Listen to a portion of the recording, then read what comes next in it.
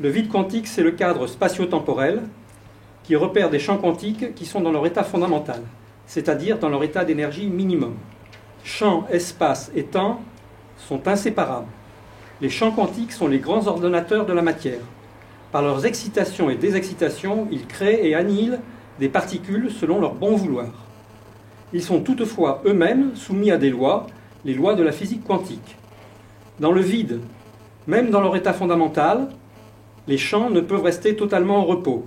Ils s'excitent et se désexcitent spontanément, créant et annihilant pendant des temps très brefs des particules dites virtuelles, non observables directement. Le vide quantique est ainsi un quasi-milieu constitué de particules virtuelles qui apparaissent et disparaissent pendant des temps très brefs au gré des champs quantiques. Les effets de ce quasi-milieu du vide quantique et de ces particules virtuelles peuvent être observés.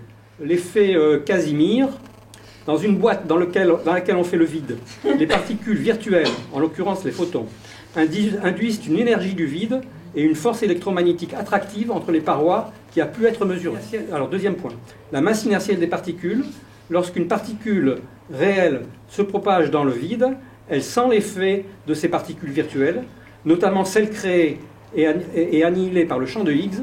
C'est cet effet qui est à l'origine de la masse inertielle des particules. La masse des particules n'est plus une propriété intrinsèque à la particule, mais partagée entre la particule et le vide quantique. Troisièmement, la température du vide quantique. Deux points. À ce bain de particules virtuelles, en équilibre avec le rayonnement fossile du Big Bang, peut être associée une température, la température cosmique.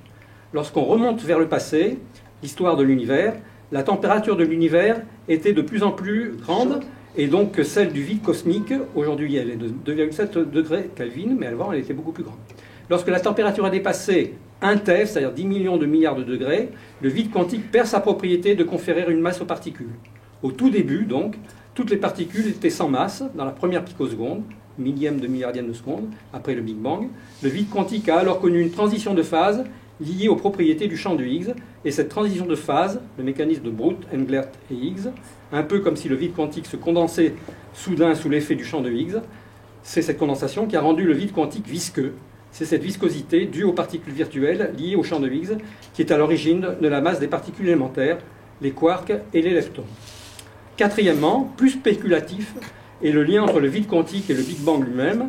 Il semble bien, avec le résultat de Planck et celui de Bicep-2, que le Big Bang lui-même soit une explosion exponentielle née de l'énergie du vide quantique et de ses fluctuations quantiques. Tout converge dans cette direction aujourd'hui pour en faire le nouveau paradigme de la cosmologie scientifique. Voilà.